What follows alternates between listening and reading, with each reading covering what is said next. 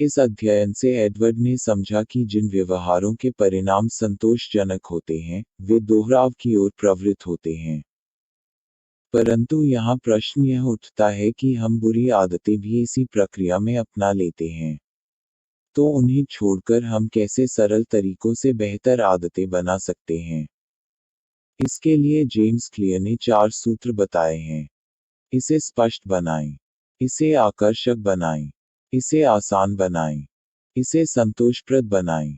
वह व्यक्ति जो सही नहीं दिखता था। एटॉमिक हैबिट्स की इस किताब में जेम्स क्लियर ने समझाया है कि जब हम कोई आदत अपनाते हैं या अभ्यास करते हैं तो हमारा दिमाग पूर्वानुमान लगाना शुरू कर देता है। हमारा दिमाग पूर्व में हुए अनुभवों को परिणाम मान लेता है।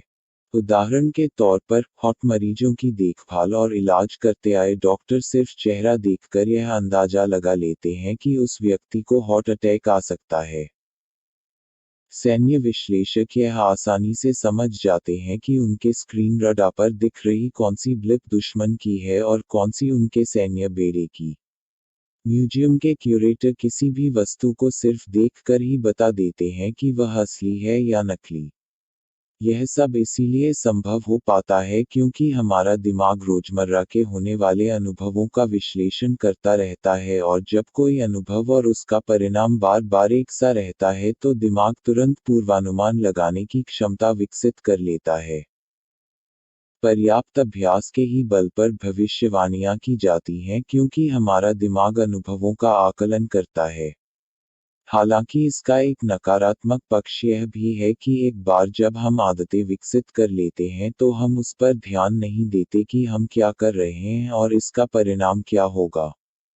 इसलिए आदतों को अपनाने के साथ सजगता भी काफी जरूरी होती है। इसके अलावा आप अपनी आदतों को स्कोरकार्ड दे सकते हैं और उन्हें ज्यादा महत्वपूर्ण से कम महत्वपूर्ण या प्रभावी में बांट सकते हैं। नई आदत शुरू करने का श्रेष्ठतम तरीका। इस अध्याय में जेम्स नई आदत को शुरू करने पर बात करते हैं। वे कहते हैं कि अगर आप कोई नई आदत बनाना चाहते हैं तो इसका श्रेष्ठतम तरीका है कि आप सबसे पहले इसे स्पष्ट बनाएं। उदाहरण के तौर पर, अगर आप कहते हैं कि मुझे ज्यादा व्यायाम करना है और ज्यादा पढ़ाई करनी है तो उसे स्पष्ट रूप दें। आप इन कार्यों को करने का दिन, तिथि, समय इत्यादि तय करें। ऐसा करने से वह कार्य करने की संभावना बढ़ जाती है।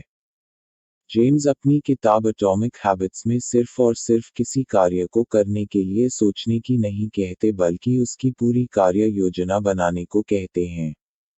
जैसे कि मैं आज शाम 7 बजे से गणित के प्रश्नों को हल करना शुरू करूंगा। इस तरह जब आप शेड्यूल बनाकर उस पर कार्य करने लगते हैं तो यह धीरे धीरे आदत बन जाती है। अगर आप पढ़ना या फुटबॉल खेलना एक आदत बना लेंगे और एक निश्चित समय पर करना शुरू करेंगे तो उस समय आपको सिर्फ यही दिखाई देगा। इस तरह आप आसानी से आदतें बना सकते हैं। इसके साथ ही अगर आप अपनी आदतों को क्रमबद्ध भी कर सकते हैं, जैसे कि मैं स्कूल से आते ही भोजन करूंगा या क्रिकेट खेलने के बाद मैं पढ़ाई करूंगा। इस तरह आप क्रिकेट खेलने और पढ़ाई करने को एक साथ जोड़ देते हैं, यानी क्रमबद्ध कर देते हैं, और जब यही क्रम आप दोहराते हैं और यह आपकी आदत बन जाता है। प्रेरणा का अधिक मूल्यांकन। माहौल का महत्व अक्सर अधिक होता है। मानव का व्यवहार और आदतें कैसी होंगी, यह ज्यादातर उसके माहौल पर भी निर्भर करता है। इस कथन की पैरवी करते हुए एटॉमिक हैबिट्स किताब में जेम्स ने कहा कि वे स्वयं क्या हैं, केवल इस लिहाज से लोग चीजों का चयन नहीं करते हैं, बल्कि यह भी देखते हैं कि वे किस स्थान पर हैं। उसका भी चयन पर असर पड़ता है। James clear. उनका कहना है कि मानव का व्यवहार या आदतें कैसी होंगी वह निर्भर करता है कि वह कैसे माहौल में रहता है। हम जब लाइब्रेरी में होते हैं तो बिल्कुल बात नहीं करते या बहुत धीरे धीरे बात करते हैं। अंधेरी सड़कों पर सतर्क और सुरक्षित होकर चलते हैं। परंतु सामान्य तौर पर ऐसा नहीं होता। लेकिन माहौल कैसा होगा, इसका ज्यादातर निर्णय आप भी ले सकते हैं। उदाहरण के तौर पर अगर आप अधिक पानी पीना चाहते हैं तो बिस्तर के पास या टेबल पर पानी की बोतलें रखें। आप जो भी आदत अपनाना चाहते हैं उसके हिसाब से ही आने माहौल को भी तैयार करें। आप जिस वातावरण में रहते हैं उसे अगर आप सकारात्मक बनाते हैं और आपका व्यवहार और आदतें भी सकारात्मक ही होंगे, इसका उलट भी उतना ही सही है।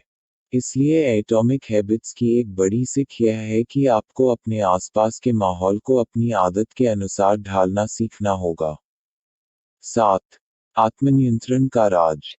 एटॉमिक हैबिट्स बुक के इस अध्याय की समरी को समझाने से पहले मैं आपसे कुछ प्रश्न पूछना चाहता हूँ।